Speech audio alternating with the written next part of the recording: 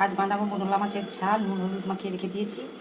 আর এখানে মশলা নিয়েছি পেঁয়াজ, কাঁচা লঙ্কার বাটা, টমেটো বাটা, বড়ি আর হচ্ছে সর্ষে পোস্ত। এবার কড়াইতে তেল দিব।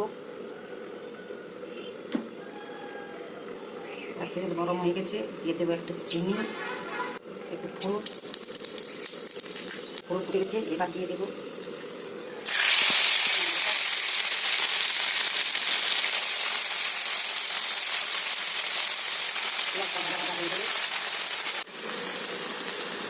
এবার দেবো টমেটো বাটা,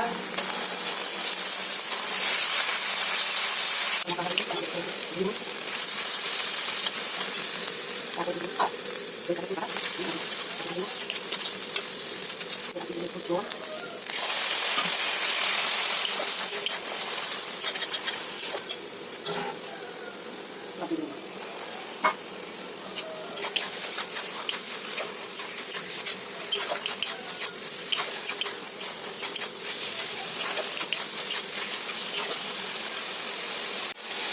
এবার দিয়ে দিচ্ছি একটু লবণ স্বাদ মতো।